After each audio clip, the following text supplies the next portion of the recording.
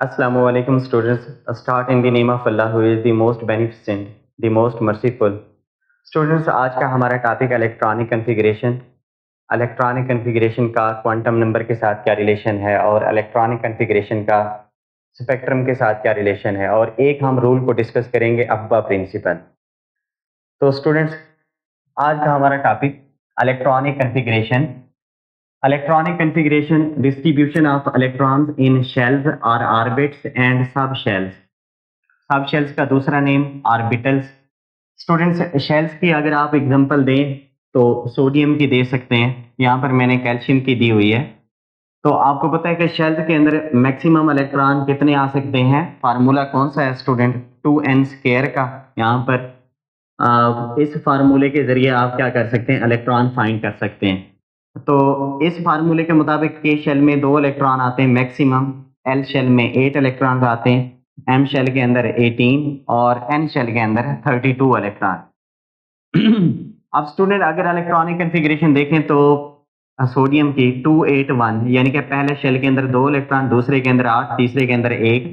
Calcium की 2882।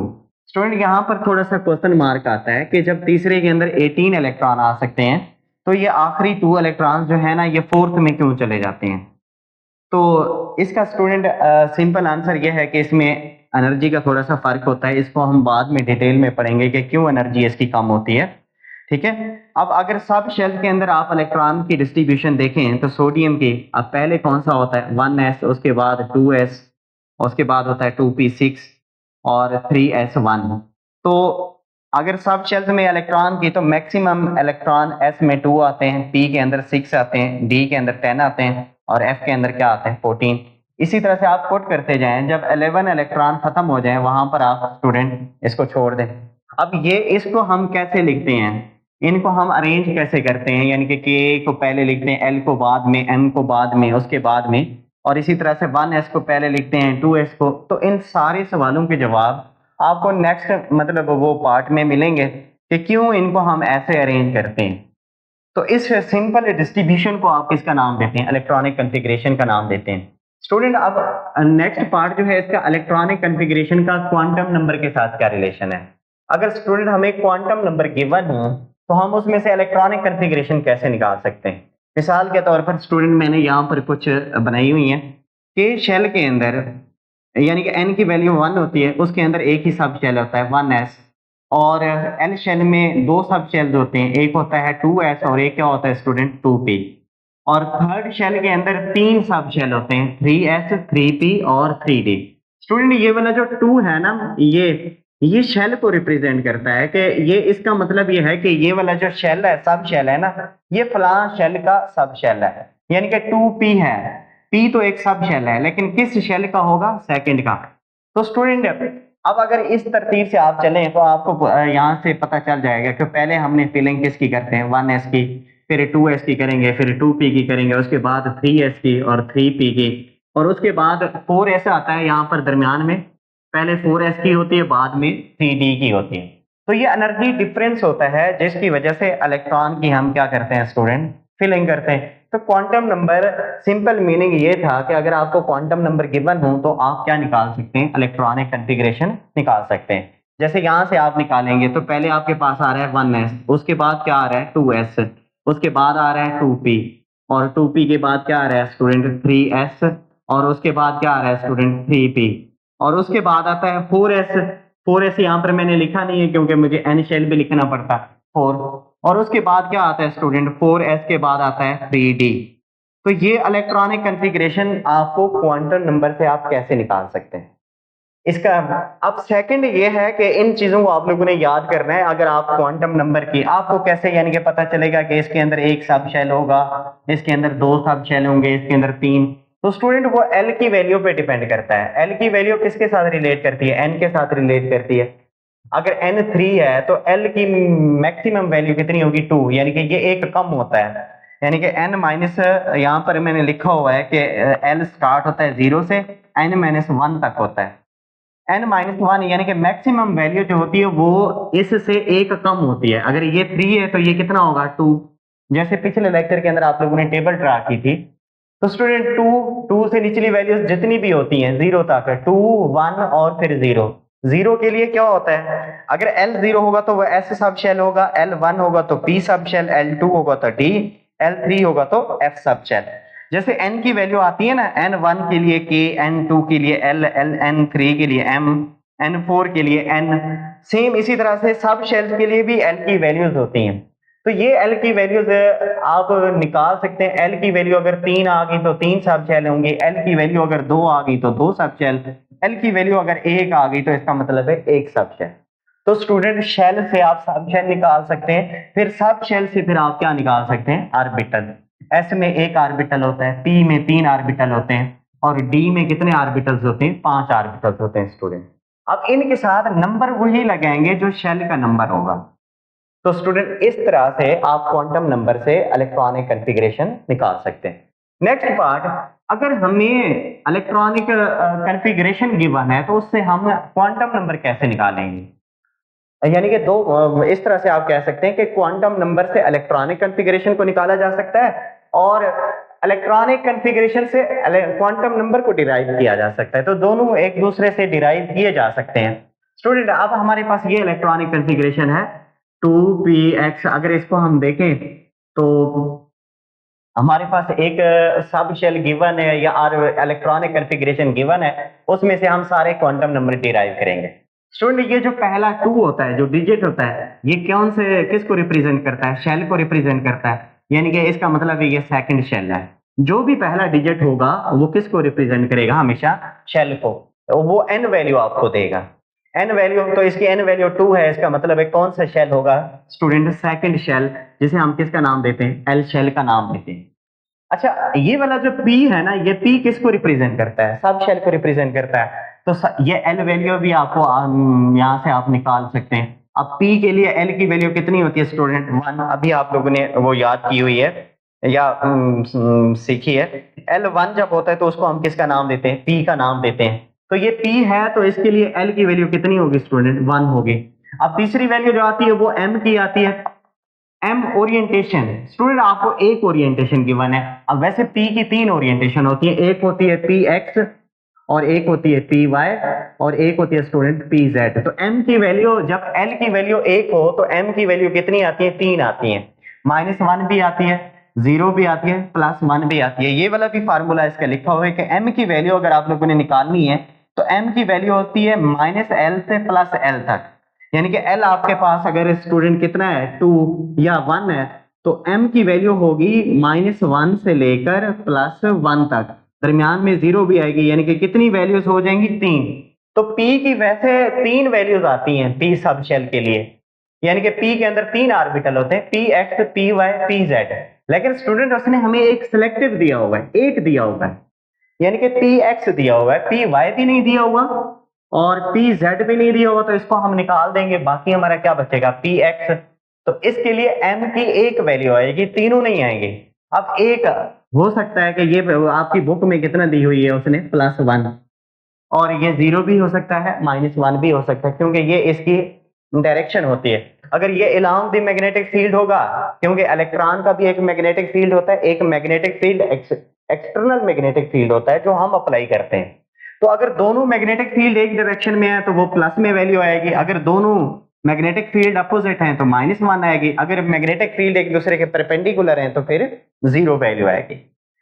Student अब हम आते हैं स्पेक्ट्रम। स्पेक्ट्रम को थोड़ा सा हम डिफाइन करेंगे, ये आपकी बुक में नहीं है स्टूडेंट, मैं थोड़ा सा टॉपिक को ज्यादा एक्सप्लेन कर देता हूं क्योंकि आपके रेफरेंस बुक्स के अंदर ये टॉपिक थोड़े डिटेल से गिवन है। तो मैंने जितना आपके लिए जरूरी समझा उतना मैंने आपको लिख दिया ताकि आपको प्रॉब्लम सॉल्विंग या किसी क्वेश्चन पेपर के अंदर कोई भी प्रॉब्लम ना हो, आप इजीली उन क्वेश्चन को क्या कर सकते हैं स्टूडेंट, सॉल्व कर सकते हैं। इस तरह से लेक्चर डिजाइन किया जाता है कि आपके हर क्वेश्चन को टच किया जाए। जिस तरह से आपके एक्सरसाइज में कुछ क्वेश्चंस होते हैं जो रेफरेंस बुक्स में से आए हुए होते हैं, आपकी बुक के अंदर मेंशन नहीं है, मैं बताऊंगा जहां पर वो आएंगे ना, तो वो आपकी बुक के अंदर मेंशन नहीं है लेकिन रेफरेंस बुक्स के अंदर मेंशन है, उसमें से क्वेश्चन बने हुए हैं। तो इसी वजह से मैं थोड़ा सा टॉपिक को ज्यादा एक्सप्लेन करता हूँ।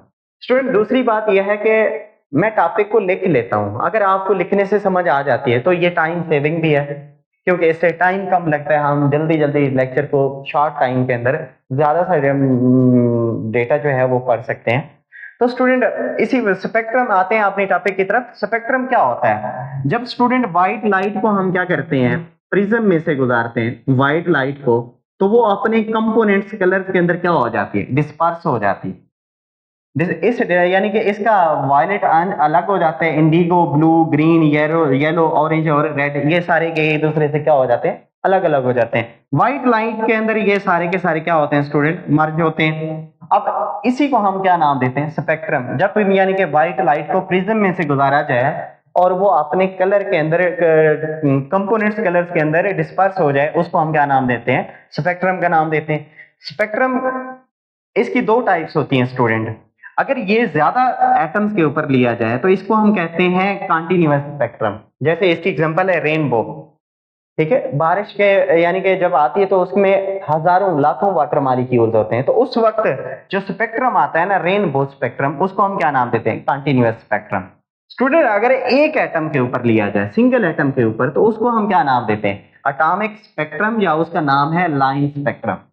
तो अगर लाइन स्पेक्ट्रम आ जाए तो वो ही एटॉमिक होता है स्टूडेंट। अब इसकी एटॉमिक स्पेक्ट्रम की दो टाइप्स होती हैं। एक को हम नाम देते हैं एटॉमिक अब्जॉर्प्शन स्पेक्ट्रम और दूसरा होता है एटॉमिक इमिशन स्पेक्ट्रम। दोनों एटॉमिक होते हैं, ये भी एटॉमिक है स्टूडेंट, एटॉमिक इमिशन स्पेक्ट्रम, और वो वाला एटॉमिक अब्जॉर्प्शन स्पेक्ट्रम। दोनों में मैकेनिज्म में फर्क है सेम दोनों, ये और ये सेम होते हैं, बस इसमें क्या करता है, एटम रेडिएशन को ऑब्जर्व करता है और इसमें रेडिएशन को क्या करता है स्टूडेंट, इमिट करता है। बस ये फर्क है, इसी वजह से इसको हम ऑब्जर्प्शन का नाम देते हैं, इसको हम इमिशन का नाम देते हैं, ठीक है। जब इसमें स्टूडेंट ये रेडिएशन को ऑब्जर्व करता है तो ये ग्राउंड स्टेट से यानी कि लोअर एनर्जी लेवल से हायर एनर्जी लेवल में जंप कर जाता है स्टूडेंट। ये लेस कॉमन है, इसको हम ज्यादा लेते हैं। अब इसके लिए मैकेनिज्म क्या है कि हम इमिशन स्पेक्ट्रम कैसे ले सकते हैं। पहले हम एटम को क्या करते हैं स्टूडेंट, हीट देते हैं। एटम हीट की सूरत में एनर्जी क्या करता है, एनर्जी अब्जॉर्ब करता है, और वो एनर्जी अब्जॉर्ब करने के बाद उसका इलेक्ट्रॉन, यानी कि पहले अब्जॉर्प्शन होती है, अब्जॉर्प्शन लाइट की नहीं होती, यहाँ पर किसकी होती है, एनर्जी की अब्जॉर्प्शन होती है इन द फॉर्म ऑफ हीट। तो उसका इलेक्ट्रॉन एक्साइट हो जाता है। अब देखें, पहले वो फर्स्ट शेल में था, बाद में वो सेकंड शेल, यानी कि ग्राउंड स्टेट से कहां पर चला गया, एक्साइटेड स्टेट के अंदर। स्टूडेंट जब क्योंकि यहाँ पर इसका ये होम है, तो कोई भी चीज अपने होम के अंदर क्या होती है, स्टेबल होती है। तो ग्राउंड इसका क्या है, फर्स्ट शेल है। ये दोबारा क्या करेगा, डी एक्साइट होगा, डी एक्साइटेशन होगी, एक्साइटेड से कहां पर चला जाएगा, ग्राउंड के अंदर, दोबारा वापस आ जाएगा। तो इस दौरान ये लाइट क्या करेगा स्टूडेंट, इमिट करेगा, लाइट इमिट करेगा। देखे, उसने अब्सॉर्ब की थी energy in the form of heat, energy release की in the form of light. अब लाइट की हम रेडिएशंस का क्या ले सकते हैं स्टूडेंट, स्पेक्ट्रोमीटर, जो डिवाइस मेजर की जाती है ना स्पेक्ट्रम को मेजर करने के लिए, उसको हम क्या कहते हैं स्टूडेंट, स्पेक्ट्रोमीटर। तो स्पेक्ट्रोमीटर की मदद से जो स्पेक्ट्रम आता है उसको हम क्या नाम देते हैं, इमिशन स्पेक्ट्रम। स्टूडेंट इसकी बेस्ट एग्जांपल क्या है, ये फायरवर्क्स आजकल 14 अगस्त के ऊपर आप लोगों ने ऑब्जर्व किया होगा ना, कि पहले एटम्स को क्या किया जाता है, हीट किया जाता है, उसके अंदर एक पाउडर होता है जिसको आग लगाते हैं तो वो एटम क्या होते हैं, हीट देते हैं उसको, वो एक्साइट हो जाते हैं, उनका इलेक्ट्रॉन ग्राउंड स्टेट से कहां पर चला जाता है, एक्साइटेड स्टेट में। वहां पर वो स्टेबल नहीं होता, अनस्टेबल होता है, हाईली अनस्टेबल। अनस्टेबल होने की वजह से वो दोबारा क्या करता है स्टूडेंट, अपने ग्राउंड लेवल में आना चाहता है, ग्राउंड में आना चाहता है। तो वो जब एनर्जी अब्जॉर्व करके गया था हीट की फॉर्म में, और जब दोबारा ग्राउंड में आएगा तो वो एनर्जी क्या करेगा स्टूडेंट, रिलीज करेगा, किसकी फॉर्म में, लाइट की फॉर्म में। वो लाइट इमिटेड लाइट है, उसी का स्पेक्ट्रम क्या कहलाता है, इमिशन स्पेक्ट्रम कहलाता है। तो ये फायरवर्क्स इसकी बेस्ट एग्जांपल है स्टूडेंट। इस लेक्चर का सेकंड पार्ट के इलेक्ट्रॉनिक कॉन्फ़िगरेशन का स्पेक्ट्रम के साथ क्या रिलेशन है। तो आपकी बुक में ये लिखा गया है कि अगर आपको स्पेक्ट्रम गिवन होगा तो आप इलेक्ट्रॉनिक कॉन्फ़िगरेशन फाइंड कर सकते हैं, अगर इलेक्ट्रॉनिक कॉन्फ़िगरेशन गिवन है तो फिर आप स्पेक्ट्रम फाइंड कर सकते हैं। स्टूडेंट हम इस चीज को समझने के लिए कि कैसे हम स्पेक्ट्रम से इलेक्ट्रॉनिक कॉन्फ़िगरेशन निकाल सकते हैं, आपकी बुक में दो एग्जांपल है, एक हाइड्रोजन स्पेक्ट्रम और एक सोडियम स्पेक्ट्रम। पहले हम हाइड्रोजन स्पेक्ट्रम को देख लेते हैं। स्टूडेंट हाइड्रोजन स्पेक्ट्रम जब हम लेते हैं तो हाइड्रोजन का जो आखिरी शेल है जो ग्राउंड स्टेट है वो कौन सा है, के शेल है। यानी कि इसका एक इलेक्ट्रॉन होता है, तो एक इलेक्ट्रॉन किस में होगा, के शेल के अंदर होगा। आप इलेक्ट्रॉनिक कॉन्फ़िगरेशन पढ़ लिया आपने, तो के शेल इसकी ग्राउंड स्टेट है। लेकिन एक्साइटेड स्टेट स्टूडेंट, ये इलेक्ट्रॉन कहीं पर भी जा सकता है, इन्फिनिटी भी जा सकता है, लॉन्ग डिस्टेंस पे भी जा सकता है। अब स्टूडेंट अगर इलेक्ट्रॉन किसी भी शेल से आएगा, हायर शेल से, वो कहां पर आएगा, फर्स्ट शेल के अंदर। यानी कि चौथे से आ रहा है फर्स्ट में, सेकंड से फर्स्ट में आ रहा है, थर्ड से फर्स्ट में आ रहा है, फोर्थ से फर्स्ट में आएगा, तो वो क्या करेगा, रेडिएशन इमिट करेगा, क्योंकि वो हायर ऑर्बिट से लोअर ऑर्बिट की तरफ आ रहा है, तो रेडिएशन इमिट करेगा। तो ये रेडिएशन की जो सीरीज होगी, इस सीरीज को हम नाम देते हैं लेमन सीरीज, और ये आपके बुक के की पॉइंट्स के अंदर मेंशन है, इसी वजह से मैं इसको एक्सप्लेन कर रहा हूं। जब स्टूडेंट इलेक्ट्रॉन कहीं से भी आता है और सेकंड शेल में आता है, सेकंड के अंदर, तो उस वक्त जो इसकी सीरीज आएगी रेडिएशन की, उसको हम बाल्मर सीरीज का नाम देते हैं, और ये विजिबल होती है। ठीक है, अब इनके नाम से गिवन है, जिसने जिसको डिस्कवर किया जिस सीरीज को, उसी के नाम से ये सीरीज बन गई। अगर स्टूडेंट इलेक्ट्रॉन कहीं से भी आके तीसरे शेल में आता है, यानी कि उसकी ग्राउंड स्टेट क्या है, थर्ड, तो वो कौन सी सीरीज कहलाती है, पास्टन सीरीज। इसी तरह से अगर इलेक्ट्रॉन कहीं से भी आता है और आखिरी उस फोर्थ शेल के अंदर आता है, तो वो कौन सी होगी, ब्रैकेट सीरीज।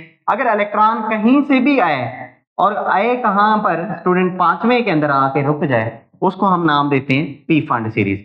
ये तीनों के तीनों जो होती है ना, ये इंफ्रारेड रीजन में आती है, ये विजिबल में आती है, और ये वाली किसके अंदर आती है, यूवी के अंदर आती है। जस्ट आप लोग इसको एमसीक्यूज के लिए कर लें। अब स्टूडेंट दूसरी हम, अच्छा इससे हमने क्या निकाला स्टूडेंट, इससे हमें पता चल जाता है कि शेल्स का पता चल जाता है। ये वाली हमें शेल्स के बारे में इंफॉर्मेशन देती है कि अगर इन बिटवीन जब ट्रांजिशन होती है ना शेल्स के दरमियान, तो हमें पता चल जाता है कि इस एटम के अंदर कितने शेल्स हैं और ग्राउंड स्टेट वाला कौन सा है। जैसे यहाँ पर ग्राउंड स्टेट वाला कौन सा है स्टूडेंट, मैं अगर कहूँ तो ग्राउंड स्टेट वाला कौन सा है, के शेल, तो पता चल जाएगा कि हाइड्रोजन के अंदर लास्ट वाला शेल कौन सा है, के शेल। दूसरा स्टूडेंट हमारे पास है सोडियम स्पेक्ट्रम। सोडियम स्पेक्ट्रम हम आपको कुछ और चीजों के बारे में वो करेगा, गैस करेगा। इसमें जब हम इसका स्पेक्ट्रम लेते हैं ना, इसमें डुप्लेट लाइन आती है, उसका कलर क्या होता है, येलो, और ये फाइन लाइंस होती हैं। डुप्लेट एक लाइन स्ट्रक्चर होती है, वो नहीं होती, बल्कि ये फाइन लाइंस होती है। एक आती है स्टूडेंट D1, एक को हम क्या कहते हैं, D2, मैंने वैल्यू लिखी हुई है, अगर आप याद करना चाहें तो कर सकते हैं। ये क्या इंडिकेट करती हैं, ये इंडिकेट करती हैं कि इलेक्ट्रॉन की ट्रांजिशन कहां पर हो रही है, 3p से 3s की तरफ। जब इलेक्ट्रॉन 3p से आता है 3s की तरफ, तो वो स्टूडेंट यानी कि लाइट इमिट करता है येलो कलर की, उसी को हम क्या नाम देते हैं, डुप्लेट लाइन का नाम देते हैं। तो स्टूडेंट देखें, हमें स्पेक्ट्रम ने किसके बारे में बता दिया, पहली एग्जांपल में हमें शेल्स का आइडिया दे दिया, दूसरी उसमें सब शेल्स का आइडिया दे दिया। यानी कि स्पेक्ट्रम से हम शेल्स भी निकाल सकते हैं, सब शेल्स भी निकाल सकते हैं। और इसमें फिर आगे ऑर्बिटल भी, ये दो लाइन क्यों आती हैं, क्योंकि आपको पता है कि इसके एक px होता है और py और pz, इन दोनों की एनर्जी तकरीबन सेम होती है और px से थोड़ी सी ज्यादा होती है। तो स्टूडेंट जब इलेक्ट्रॉन py और pz से आएगा, तो वो कौन सी लाइन शो करेगा, d1, और जब px से आता है तो वो कौन सी शो करेगा, d2। तो ये रीजन है कि हम, अगर हमें स्पेक्ट्रम गिवन है, तो हम इलेक्ट्रॉनिक कॉन्फ़िगरेशन निकाल सकते हैं, यानी कि शेल फाइंड कर सकते हैं, सब शेल फाइंड कर सकते हैं और ऑर्बिटल फाइंड कर सकते हैं। जब ये तीनों चीजें आ जाएंगी, शेल, सब शेल, ऑर्बिटल, इजीली हम इलेक्ट्रॉनिक कॉन्फ़िगरेशन उसकी फाइंड कर सकते हैं। अच्छा स्टूडेंट, अगर आपको इलेक्ट्रॉनिक कॉन्फ़िगरेशन गिवन हो, तो आप स्पेक्ट्रम कैसे फाइंड कर सकते हैं। देखिए, इलेक्ट्रॉनिक कॉन्फ़िगरेशन है, मतलब आपको शेल का भी पता चल गया, तो इससे आप काफी सारी स्पेक्ट्रल लाइन आप क्या कर सकते हैं, उसकी ड्रा कर सकते हैं। Spectral line, fine spectral line, multiple line, duplet line, सारी आप इलेक्ट्रॉनिक कॉन्फ़िगरेशन से ड्रा कर सकते हैं। स्टूडेंट, इन लाइन को अगर मिलाएं, इस तरह से इसको प्रेजेंट करें, तो इसको क्या बनता है, स्पेक्ट्रम। इसी को तो हम स्पेक्ट्रम कहते हैं। अच्छा, नेक्स्ट वन है रूल्स ऑफ इलेक्ट्रॉनिक कॉन्फ़िगरेशन। अब पहला रूल जो है, इसमें 3 रूल्स हैं वैसे। पहले रूल्स को हम क्या कहते हैं, अफवा प्रिंसिपल। अफवा एक जर्मन वर्ड है जिसका मतलब होता है बिल्डिंग अप। स्टूडेंट, इसका मतलब क्या हुआ कि ऐसे सब शेल्स जिनकी एनर्जी लोएस्ट होती है, उनको हम पहले फिल करते हैं, और ऐसे सब शेल्स जिनकी एनर्जी हाई होती है, उसको हम बाद में फिल करते हैं। ठीक है, जैसे इस्लाम में एक कंसेप्ट है कि छोटे बच्चों को अगर कोई चीज डिस्ट्रीब्यूट कर रहे हो किसी महफिल के अंदर, तो आप छोटे बच्चों को पहले दें और जैसे जैसे मतलब एज बढ़ती जाए आप बाद में उनको डिस्ट्रीब्यूट करते जाएं। तो सबसे पहले जिसकी एनर्जी कम होगी उनको इलेक्ट्रॉन पहले उनसे फिल करेंगे और बाद में जैसे जैसे बढ़ती जाएगी जब तक इलेक्ट्रॉन पास हैं तो स्टेप वाइज आप लोगों ने करनी है, यानी कि पहले लो वाले को उससे फिर ऊपर वाले को, इस तरह से स्टेप वाइज आप क्या करेंगे फिलिंग करते जाएंगे। जैसे जैसे एनर्जी बढ़ती जा रही है आप वैसे वैसे स्टेप वाइज फिल करेंगे। सबसे पहले फिल करेंगे लोवेस्ट एनर्जी वाले को और सबसे आखिर में फिल करेंगे हाईएस्ट एनर्जी वाले को। इस प्रिंसिपल को हम क्या नाम देते हैं, अफवा प्रिंसिपल। स्टूडेंट इसमें अब सवाल ये आता है कि हम एनर्जी कैसे पता चलेगी कि किसकी ज्यादा है किसकी कम है। यहाँ पर तो कोई बच्चे तो नहीं है जिसकी हम एज पता हो, यहाँ पर तो हम एनर्जी की बात करेंगे। तो एनर्जी के लिए हमें क्या चाहिए स्टूडेंट, किसी भी ऑर्बिटल की जो एनर्जी है ना वो दो क्वांटम नंबर के ऊपर डिपेंड करती है, एक प्रिंसिपल के ऊपर एक एजीमुथल के ऊपर। अब प्रिंसिपल को आप किससे रिप्रेजेंट करते हैं, एन से, एजीमुथल को किससे रिप्रेजेंट करते हैं, एल से। जब इन दोनों को मिलाएंगे स्टूडेंट तो वो रूल कौन सा बनेगा, एन प्लस एल रूल। तो एन प्लस एल रूल किसी भी ऑर्बिटल की एनर्जी फाइंड करने के लिए क्या किया जाता है स्टूडेंट, यूज किया जाता है। एनर्जी का पता चलेगा तो फिर उसकी फीलिंग होगी। स्टूडेंट इसको हम पहले कैलकुलेट करते हैं। जिसकी एन प्लस एल वैल्यू ज्यादा होगी स्टूडेंट उसकी एनर्जी भी ज्यादा होगी और जिसकी एन प्लस एल वैल्यू कम होगी उसकी एनर्जी भी क्या होगी, कम होगी। अगर student N plus L value दोनों की सेम आ जाती हैं तो फिर जिसकी एन वैल्यू ज्यादा होगी उसकी एनर्जी क्या होगी, ग्रेटर। ये हम एग्जांपल करके देखते हैं। हमारे पास ये एक एग्जांपल आपको गिवन है 5s, आपकी बुक के असेसमेंट में गिवन है। अब इसकी एन वैल्यू कितनी होती है स्टूडेंट, ये आपको याद होना चाहिए कि ये 5 जो है ना ये किसको रिप्रेजेंट करता है, एन वैल्यू को। तो इसकी एन वैल्यू कितनी होगी, 5, ये एन वैल्यू है। अच्छा एस के लिए एल की वैल्यू कितनी होती है, आप लोगों ने पीछे और लेक्चर के अंदर मतलब पढ़ी हुई है कि जब एस सब शेल होगा तो एल की वैल्यू कितनी होगी, 0। तो ये कौन सी वैल्यू है, एल। टोटल कितनी होगी स्टूडेंट, 5। अच्छा अब सारों की हम निकालेंगे। इसकी एन वैल्यू 4 और पी के लिए एल कितना होता है स्टूडेंट, 1 होता है। तो इसकी टोटल वैल्यू भी कितनी आ गई, 5। स्टूडेंट इसके लिए आप निकाल लें 4 यानी कि एन की वैल्यू आ गई और एस के लिए एल क्या होता है, 0। तो इसकी टोटल कितना आ गई, 4। इसी तरह से 3d की निकाल लें, 3 प्लस डी के लिए एल की वैल्यू कितनी होती है स्टूडेंट, 2। तो टोटल इसमें कितनी आ जाएगी, 5। यहां पर आप कहेंगे सर तीन वैल्यूज तो सेम आ रही है ना, फिर हम इनको कैसे अरेंज करें। इसका तो पता चल गया, इसकी एन वैल्यू सबसे कम है तो ये तो लोवेस्ट एनर्जी वाला होगा। जिसकी वैल्यू कम आ गई वो तो लोवेस्ट वाला होगा। तो सबसे हम पहले अगर इंक्रीजिंग एनर्जी ऑर्डर लिखें तो पहले हम लिखेंगे कि 4s की एनर्जी इन तीन चारों में से सबसे कम है। ठीक है, ये तो पता चल गया। अच्छा उसके बाद हम अब एन वैल्यू देखेंगे। जिसकी एन वैल्यू कम होगी, अब तीनों की 5 आ रही है, इसकी भी 5 है, इसकी भी 5 है स्टूडेंट, ये n प्लस एल वैल्यू का मजमूआ है, 5। फिर हम क्या देखेंगे, सिर्फ n वैल्यू। इसकी n वैल्यू कितनी है, 3। इसकी कितनी है, 4। इसकी कितनी है, 5। तो जिसकी n वैल्यू क्या होगी, स्मॉलर होगी, उसकी एनर्जी भी क्या होगी, स्मॉलर। इसका मतलब है इसके बाद किसकी एनर्जी ज्यादा हो, इससे ज्यादा होगी यानी कि कम होगी, 3d। उसके बाद क्या आएगा स्टूडेंट, 4p आएगा, 4p। और उसके बाद क्या आएगा स्टूडेंट, आखिर में आएगा 5s। इन तीनों की n प्लस एल वैल्यू क्या थी, सेम। लेकिन इसका जो प्रिंसिपल क्वांटम नंबर है ना वो सबसे कम है और इसका प्रिंसिपल क्वांटम नंबर क्या है, ज्यादा। तो फिर जब हम n प्लस एल वैल्यू क्या आ जाती है स्टूडेंट, सेम आ जाए, तब आप लोगों ने क्या करना है, सिर्फ n वैल्यू को देखना है। जिसकी n वैल्यू बड़ी होगी उसकी एनर्जी भी क्या होगी, ज्यादा। स्टूडेंट इसी एनर्जी रूल के मुताबिक, n प्लस एल रूल के मुताबिक अगर हम सब शेल्स को अरेंज करना चाहें तो सबसे पहले कम एनर्जी किसकी होगी स्टूडेंट। इस तरह से आप लिख लें, फर्स्ट शेल में आपको पता है एक सब शेल होता है, सेकंड शेल के अंदर 2 सब शेल होते हैं।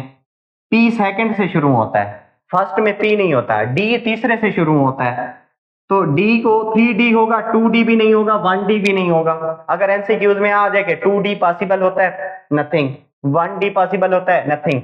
वो तीसरे से शुरू होता है। और एफ फोर्थ से शुरू होता है, 3f भी नहीं होता, 2f भी नहीं होता, 1f भी नहीं होता, वो पॉसिबल ही नहीं है।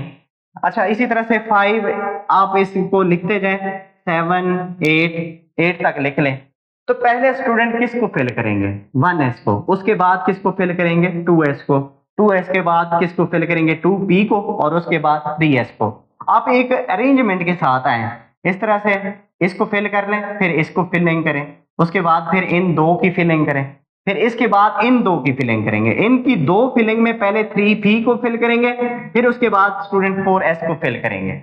अच्छा, 4s को फिर करने के बाद इधर 3 आ गए, इस रो में 3 आ गए, पहले 3d को फिल करेंगे, फिर 4p को। स्टूडेंट यहाँ पर आपने पहला जो स्लाइड में क्वेश्चन पढ़ा था, 4s की देखें फिलिंग पहले हो रही है, 3d की क्या हो रही है, बाद में हो रही है।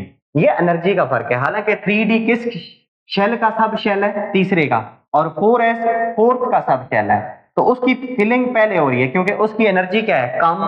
3d से उसकी एनर्जी क्या है स्टूडेंट, कम है। इसी वजह से 4s को हम पहले फिल करते हैं, 3d को बाद में करते हैं। तो स्टूडेंट इस एनर्जी अरेंजमेंट के साथ आप लोगों ने फिलिंग करनी है।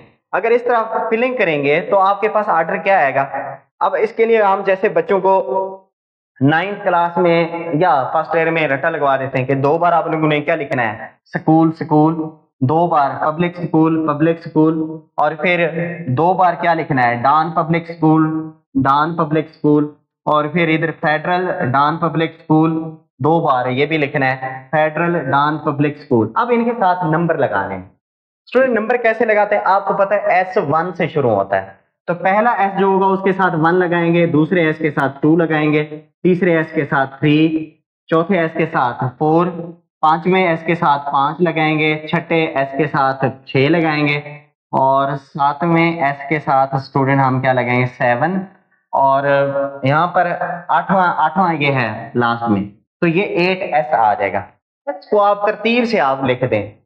इसके बाद है स्टूडेंट पी आपको पता है कहां से शुरू होता है, 2 से, तो इसको आप 2 लगाना शुरू करेंगे, 2, और ये वाला पी क्या होगा, 3, ये वाला पी क्या होगा, 4, ठीक है स्टूडेंट, ये वाला 5, और ये वाला क्या आएगा, 6, और इसका क्या आएगा, 7, ठीक है। तो अब इसके बाद डी कहां से शुरू होता है स्टूडेंट, आपको पता है डी शुरू होता है 3 से, 3d होता है, और 2d भी नहीं होता, 1d भी नहीं होता, तो इसका नंबर आएगा 3d, और इसका नंबर आएगा 4d, और स्टूडेंट इसका नंबर होगा 5d, और इसका 6d तक है।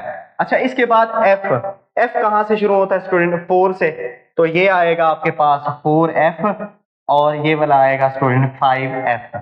तो ये इस 1s की एनर्जी कम होती है 2s से, 2s की होती है 2p से, 2p की कम होती है 3s से, 3s की 3p से, 3p की कम होती है 4s से, 4s की कम होती है किससे, 3d से। ये इंक्रीजिंग ऑर्डर एनर्जी ऑर्डर आप इसी टेबल को देख के स्टूडेंट लिख सकते हैं। अगर आप इस तरह से लिखना चाहें कि 2 रट्टा लगा लें, school school public school public school, फिर Don public school Don public school, Federal Don public school, जहां तक आपके पास इलेक्ट्रॉन है आपने तो वहां तक लिखने हैं, सारे नहीं लिखने पड़ते। ये तो ओवरऑल एनर्जी ऑर्डर है, 1s से लेकर 8s तक मैंने बनाया है, तो आप तो इतने, ये तो काफी सारे इलेक्ट्रॉन हो जाएंगे। अच्छा स्टूडेंट, अब आता है लास्ट में, अब इनका इंक्रीजिंग एनर्जी ऑर्डर आपने ये लिख लिया, आखिर में एक्सेप्शन आती है इस प्रिंसिपल के अंदर। जब हम क्रोमियम की एग्जांपल लेते हैं या कॉपर की, तो ये अफबा प्रिंसिपल को फॉलो नहीं करते, ये एक्सेप्शन है। अब उसकी रीजन क्या है, अब स्टूडेंट जैसे मैं यहाँ पर देखें, इसके 24 इलेक्ट्रॉन है, तो 1s में 2 इलेक्ट्रॉन डालेंगे, 2s में 2, 2p 6 में 10 हो गए, 3s में 2 आएंगे 12, 3p में 6 आएंगे 12, और 6 कितने हो गए स्टूडेंट, 18, 4s में कितने आ गए 20, और बाकी कितने बचेंगे 4, उसको 3d में डाल देंगे। इसकी एक्चुअली ये वाली कॉन्फ़िगरेशन होनी चाहिए थी, लेकिन ये नहीं होती स्टूडेंट। इसमें जो होता है ना, 3d के अंदर 5 इलेक्ट्रॉन चले जाते हैं, 4s के अंदर 1 रहता है, ये वाली इसकी एक्चुअल इलेक्ट्रॉनिक कॉन्फ़िगरेशन होती है। 4s के अंदर 1 इलेक्ट्रॉन रहता है, d वाला इससे 1 इलेक्ट्रॉन छीन लेता है, ठीक है, यानी कि ये इसको कंप्लीटली फिल नहीं होने देता। हालांकि 4s की एनर्जी जो है ना, वो 3d से क्या है स्टूडेंट, कम है, तो 4s को कंप्लीटली पहले फिल होना चाहिए था, बाद में 3d की फिलिंग होती, लेकिन स्टूडेंट 3d क्या करता है, इसको कंप्लीटली फिल नहीं होने देता, इससे 1 इलेक्ट्रॉन ले लेता है। स्टूडेंट इस तरह से भी एक आप इलेक्ट्रॉनिक कॉन्फ़िगरेशन लिख सकते हैं, और सिंपलीफाइड भी लिख सकते हैं। आप कहते हैं सिंपलीफाई सर, हम इसको कैसे लिख सकते हैं, 18 इलेक्ट्रॉन जो है ना, उसको आप उसकी जगह पे आर्गॉन लिख लें, क्योंकि आर्गॉन के अंदर कितने इलेक्ट्रॉन्स होते हैं स्टूडेंट, 18, तो यहां तक इलेक्ट्रॉनिक कन्फिग्रेशन लिखने की जरूरत नहीं है, उसकी जगह पे नोबल गैस लिख देंगे तो उसका मीनिंग वो समझ जाएगा कि इसकी जगह पे 18 इलेक्ट्रॉन। सिर्फ आपको ये वाले लिखने पड़ेंगे जो वैलेंस इलेक्ट्रॉन है। वैलेंस इलेक्ट्रॉन वो वाले होते हैं जो बॉन्डिंग में इन्वॉल्व हो, और एक होते हैं आउटर इलेक्ट्रॉन। आउटर इलेक्ट्रॉन तो कौन से होंगे, 4s वाले। एक होते हैं वैलेंस इलेक्ट्रॉन। वैलेंस इलेक्ट्रॉन वो होते हैं जो बॉन्डिंग में इन्वॉल्व हो। तो सिर्फ बॉन्डिंग इलेक्ट्रॉन को यानी कि बाहर लिखें, बॉन्ड फॉर्मेशन में जो इन्वॉल्व होते हैं, बाकियों को नोबल गैस में पुट कर दें। सारे लिखने की जरूरत नहीं है, 1s से शुरू करो उनके लिए। अब देखें इसका एटॉमिक नंबर 24 है, तो इससे कम एटॉमिक नंबर वाली कौन सी नोबल गैस आ रही है, आर्गन आ रही है। तो 18 पुट करें तो बाकी कितने बचेंगे, 6 इलेक्ट्रॉन पुट। तो 6 में से एक किस में आ गया स्टूडेंट, s में, और 5 किसके अंदर आ गए, d में। सिंपल है, तो ये एक्सेप्शन है। अच्छा, इसके बाद फिर हम एनर्जी जो है ना, ऐसा होता है कि 4s की एनर्जी थोड़ी सी फिर इनकी आपस में इंटरमिक्सिंग होती है। हालांकि 4s को पहले लिखना चाहिए लेकिन 4s को बाद में लिखा जाता है, तो ये एक्सेप्शन है। अच्छा, अब कॉपर की अगर बात करें तो कॉपर में भी स्टूडेंट 18 टोटल इलेक्ट्रॉन होते हैं, 29। 18 तो किसके अंदर आ गए, आर्गन के अंदर। बाकी कितने बचे, 11 में से एक s में डालेंगे, बाकी 10 जो होंगे वो किसके अंदर डालेंगे स्टूडेंट, d के अंदर। ये ऐसा क्यों होता है स्टूडेंट, जो डी सब शेल होता है वो अगर हाफ फिल्ड हो तो वो स्टेबल होता है। हाफ फिल्ड मैक्सिमम डी के अंदर कितने इलेक्ट्रॉन आते हैं, 10। हाफ फिल्ड कब होगा, जब उसके अंदर 5 इलेक्ट्रॉन होंगे। तो 5 इलेक्ट्रॉन जब आएंगे तो सारे के सारे के एक जैसे आएंगे, ये सिमेट्री इसके अंदर आ जाएगी। सिमेट्री आएगी तो ये अपनी एनर्जी क्या करते रहते हैं, एक्सचेंज करते रहते हैं, ट्रांजिशन करते रहते हैं एक ऑर्बिटल से दूसरे ऑर्बिटल में। जैसे एक बंदे के पास बिजनेस क्लास सीट है, दूसरे के बंदे के पास भी बिजनेस क्लास सीट है, वो आपस में एक्सचेंज कर सकते हैं। सेम जब इन इलेक्ट्रॉन के दरमियान सिमेट्री आ जाती है तो वो अपनी एनर्जी क्या करते हैं, एक्सचेंज करते हैं। एक्सचेंज के दौरान कुछ एनर्जी जो है उनकी वेस्ट हो जाती है, तो इसी वजह से कम एनर्जी होने की वजह से ये ज्यादा स्टेबल होते हैं। स्टूडेंट कौन से है, अब ये वाले भी ज्यादा स्टेबल होते हैं जिन्हें जो कंप्लीटली फिल्ड होंगे। कंप्लीटली फिल्ड वाले भी सारों के अंदर कितने कितने इलेक्ट्रॉन होने चाहिए, 2 यानी कि ये कहते हैं कि या तो हम सारे सिंगली फिल्ड होने चाहिए तब हम स्टेबल होंगे, या सारे के सारे क्या होने चाहिए, डबली फिल्ड होने चाहिए, कंप्लीटली फिल्ड, तब ये स्टेबल। यानी कि डी ऑर्बिटल तब स्टेबल होता है जब उसके सारे के सारे ऑर्बिटल एक जैसे हों, या तो सारे के सारों के पास एक एक इलेक्ट्रॉन हो, या सारों के पास 2 इलेक्ट्रॉन हो, तब वो क्या होता है स्टूडेंट, स्टेबल होता है। तो स्टूडेंट आज का लेक्चर हमारा यहाँ तक था। आपसे रिक्वेस्ट है कि लेक्चर को लाइक किया करें, शेयर किया करें, और फिर सब्सक्राइब भी कर दिया करें। इंशाल्लाह हम नेक्स्ट टॉपिक में मिलेंगे, तब तक अल्लाह हाफ़िज़।